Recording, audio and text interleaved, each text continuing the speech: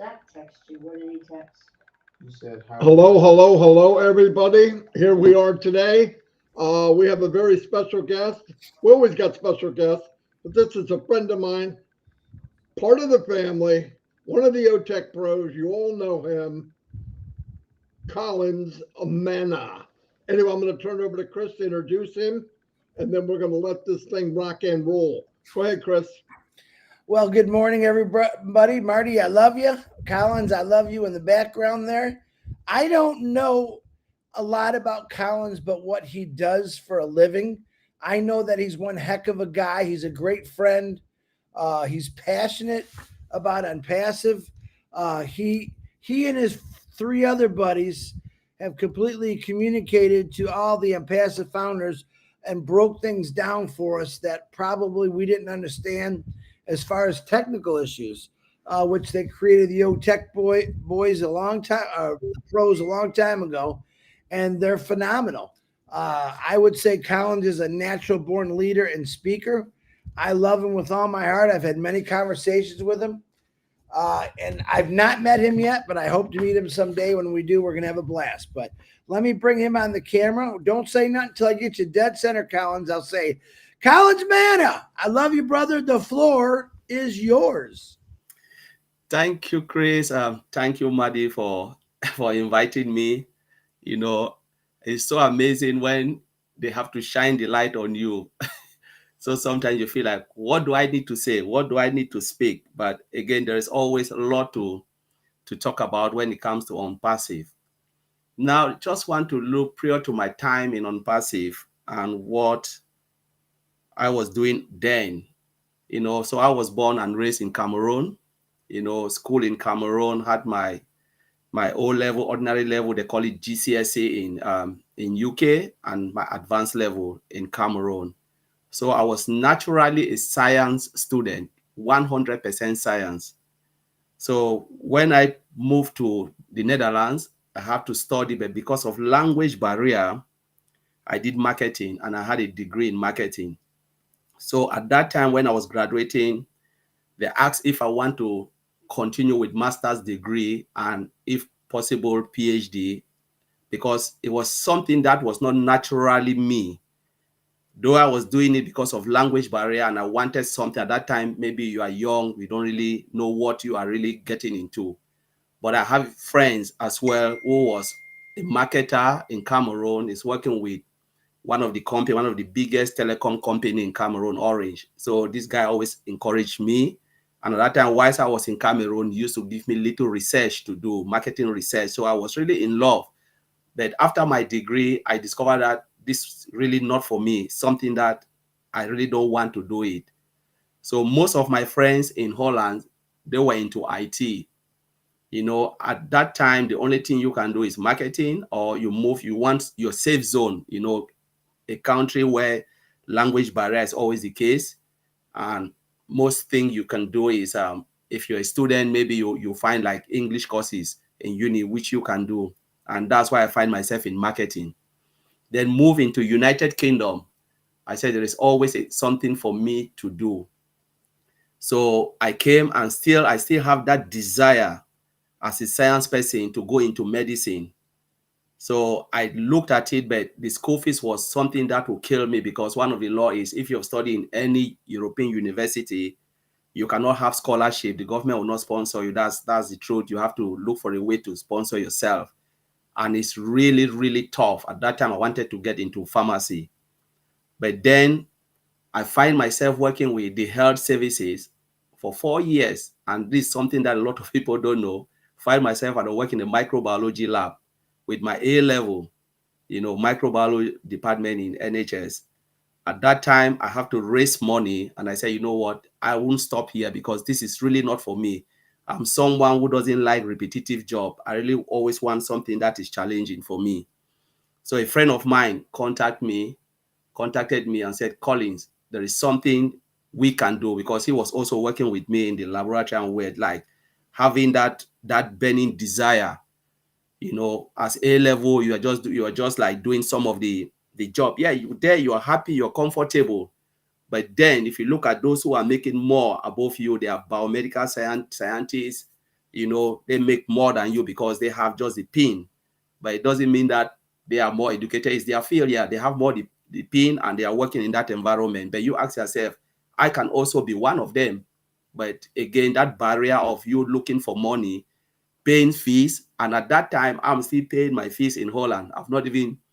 I'm still owing fees. I have to work hard and make sure they take the money. If not, you'll be in trouble.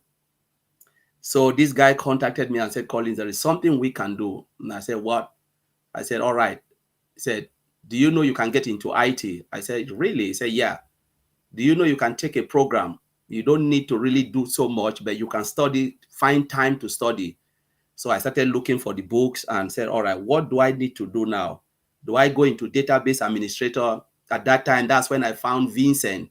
Vincent was also already into IT studying. That was back then, and Vincent already got a job. That was back then, 2005, 2006, that era. So we're looking at it and said, this is something that one need to really think about. So there I get into IT, started studying, and I said, okay, to be on a site which I think I can grasp it as quick as possible whilst working for the health service, I find time to study on my own, taking courses, started moving into, I said, all right, the way I can get into it is to go into quality assurance. So I studied and I had my first certification, which is ISQB, foundation level of software testing engineering. Had that qualification, then I moved on to the tertiary part, and then I did the managerial one. Then I said, all right, this is the time for me to get a job. Whilst I was still with the health service, I said, all right, maybe this is the time to start to step out there, get out and make sure you get something for yourself. I started with first line support analyst, the support guys, you pick telephone call, you diagnose problems, and then solve the problem for the customers, client, and so. So it started giving me broader knowledge on how the IT sector work. So I did that for 12 months, and I said, all right, this is it. Now I've put my foot on that door. I need to start to look for a quality assurance job. I did that, and I got my first role. So, and that was then opened a wider door for me to start to learn how technology is being built, from scratch, or call it inception to delivery. So from then, I worked from like a junior quality assurance. I work up to main quality assurance, then move up to senior and lead QA engineer. Then from there, I started picking little stuff like, okay, how does the database work? How do things tie up together? So within the industry, I learned not only certain things, but the technicality within that particular environment. Then I said, all right, I will not stop there. Let me start to get more certification, as many as I can grab. So all my time, if I'm not working, I'm learning. I did Scrum Master certification because at that time our company was moving, the second company was moving into Scrum delivery. Exactly what OnPassive is doing, the methodology they are working on. I did that as well, and then become a Scrum Master just to assist the company on doing stuff. I did risk management for a company for take it as a course because the company asks us, anybody who want to do it. And every time when I hear about it, I'm excited and I want to do it. Did risk management, and I did different certification, database, and all of those.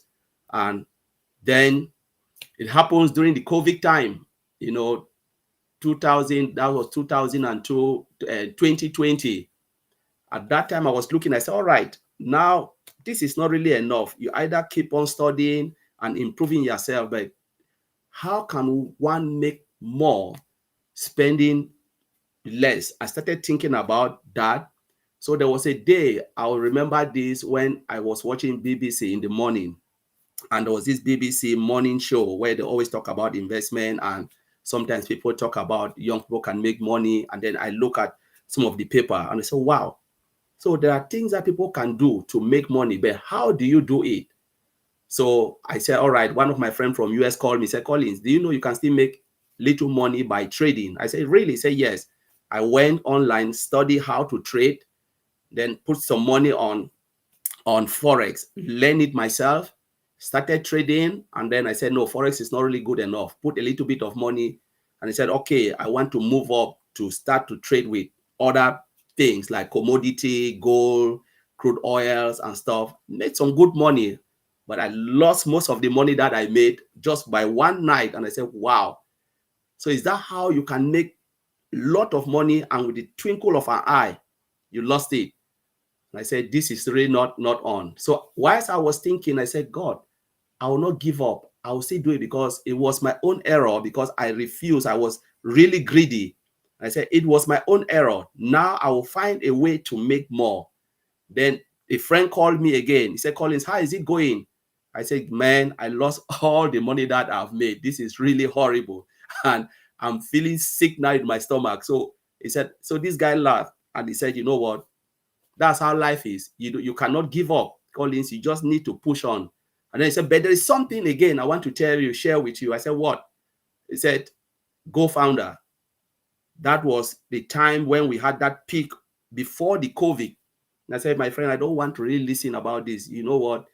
I've just lost money. I hope it's not that trading thing you are talking again. So when he gave it to me, I put it aside. During COVID, again, he called me. At that time, I was hit with acute pneumonia, admitted in the hospital. It was really terrible. Even at that time, I thought I would die, you know. So because at that time, when you are sick, they always tell you it's COVID, stay home 5 days, stay home 3 days. And I was just like, man, I'm really feeling pain. I called my manager. I said, you know what, there is nothing I can do. I cannot work now. My breathing is really horrible. And I can feel like blood is oozing from my nose and my mouth. So immediately we called the ambulance. The ambulance came, they took me to the hospital. Thank God they checked and they said, no, this is acute pneumonia that has been with me for 14 days. And that's why I'm really sick. So they isolated me because of the COVID and a lot of stuff. At that time, you know, COVID was just rampant. So quick medication, and I started feeling okay. They said, no, they cannot allow me to stay in the hospital because of COVID. My lungs is really weak. And if anything happened, I can come in contact with COVID and that will really be serious. So they discharged me when they feel like, because I was in oxygen, honestly. And then when I was like, I gained my breathing back, I said, God, this is really important. Sometimes people don't know how important oxygen is until when they take it away from you. Because without oxygen, I couldn't breathe. Until when I recover everything, they say, all right, you can go home. Even when I came home, I was still sick, but at least I can breathe. And I was just thanking God for my life. I said, God, you've just given me a second chance. Then the friend called me back, said, Collins, how are you feeling? I said, I'm okay, but I don't have the strength to work now. I can't even walk. I just need to just take my medication and relax. I couldn't even go up the stairs because I was really, really weak. So bit by bit, I recovered. And this guy said, have you looked at this stuff again? I said, just give me time. So around June, something just pricked my mind. Said, just take a look, because this guy couldn't even explain what Go Founder is all about. So I took it, went and make my research. I go online. I said, okay, when I saw Go Founder OnPassive, I said, wow. I look at that, the OnPassive site. At that time, there was no product. It was just the architecture and what I actually want to do. I called the guy back after 2 months. You know, it was June. He gave me around April, May, June. Yes. I said, I've looked at that thing. This really makes sense. I said, have you really taken a look? He said, no, you tell me. I said, well, I know you are not, you don't have any idea when it comes to IT. You are not from the IT background. But if they put this together, to me, I believe it will be one of the biggest IT company mankind have ever seen. I said, because I've never seen the integration of web application. So I started explaining a lot of stuff. I said, I know Microsoft have done this with the Microsoft package, but what this man want to do, at that time, I've not even seen Ash Mofara, nothing about him. I was just looking at the OnPassive side. I said, what this man want to do, it's like bringing everything in one package, in one-stop shop. So I called one of my friends who is also an engineer, he's a lead programmer, and I shared it with him. He said, Collins, this thing is tough. He said, I don't think someone can do it. It will be difficult. Or even if they can do it, it will take years upon years. I said, I know very well. I know it can take 5, 6 7 years or 10 years. But as long as they can do it, I'm in. So I asked that guy, I said, how much is it? He said $97. I said, really? I said, I've just lost 15,000 now. And you're telling me about $97? He said, yes. That very day I signed onto OnPassive and I started spreading it. Though I was sick, I was just telling everyone, you know what? This is what we need. This is it. There is no IT company that will open their door and tell you come in for $97. It will never happen. Of which they know if they put it out, they will make a lot of money. Why should they bring you in? I said, which IT company have ever opened their door and said, come in as founders? They will never do it. But what Mr. Ash Mufara want to do is crazy, even though I don't know him. But I'm still thinking, I hope he will not turn one day and say, I don't need you guys, because that was my fear. I said, because nobody will give this thing for free, because I was just looking as a free ride for an IT company that can sit and make hundreds of millions going. And they will say, come for $97 to make something out of it. I said, no, the only thing I know is Amazon doing some affiliate program and people are still struggling to make money. I said, Amazon, Jeff Bezos will not open the door and say, come and sit quietly. I will share the world with you. It will never happen. But Mr. Ash Mufara, this man, this is what he wants to do. You come and sit still, drive everything for you, traffic, build the product, send customer, and the only thing you can do is to take money, go home. I said, this is something that has never been done before. First, the technology is not easy to build, and now we are seeing this coming. So it was just something that I sat and I was thinking, though I was sick, but I was thinking, I said, God, thank you, because this is what we need. Then there is no point going back to trade again, because my mind was, when I get well, I will still go back and trade and make money. Trade and trade and trade and make some money, extra cash whilst I'm working. But if this is really true and it is there for us, why wasting my time trading? I can concentrate on my job, and I know someone is taking care for something bigger than me, and not only for me, but for all those who want to come in, and that is really my story, Chris Johnson, and I will leave it there for you and Maddie to take it.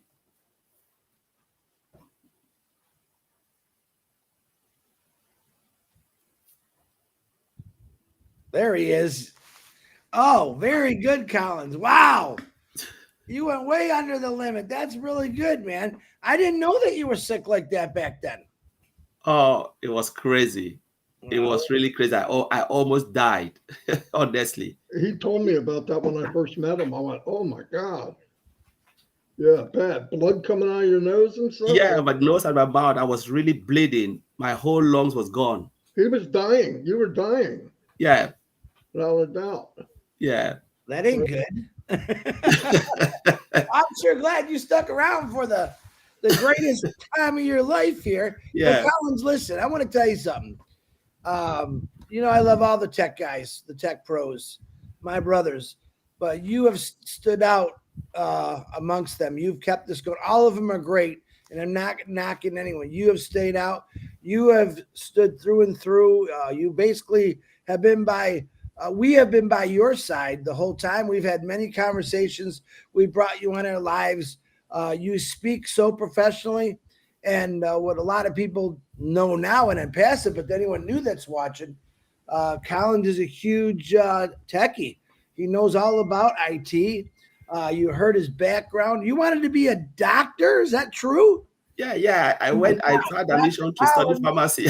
Dr. Collins, I can see me looking up right now, but that's just intelligence there, because if you would have became a doctor, you still would have been going to school. You realize that you got to go to school your whole life, but yeah. I'm glad that you chose this profession. But later in life, if you still want to be a doctor, OnPassive's going to give you that time and freedom to go get that education and go. But I think you're pretty satisfied. I got a better idea.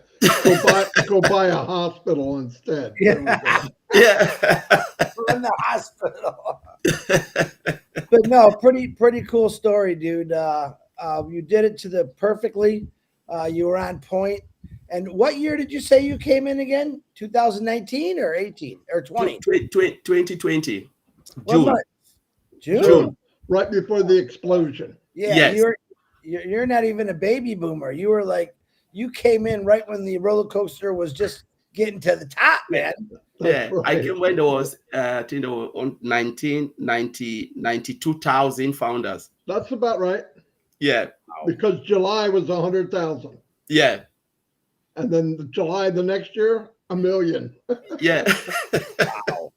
Well, we are very thankful for you, Collins, and Yeah. your crew. All this whole time, I'm looking, Marty. I'm texting Marty, but good thing he didn't look at his messages. I'm thinking you got Collins' name over Vincent, but that's actually just the name on the screen. I was texting you, Marty. Hey, you made a mistake, but it just looks like it to me that ain't Collins. That's Vincent on there. But Collins, again, it's a privilege to not only be your friend, but just to hear you speak. Today at, I think, 12 o'clock, are you doing Saturday? You're doing the Oak Tech Pros on Saturday, right? Not this Yes, Saturday. not this Saturday, the following Saturday. Well, glad somebody filled me in on that one. Okay, cancel. Yeah, It's yeah, every other week or Yeah. twice a month. Okay, yeah. apologize, but thanks again, brother.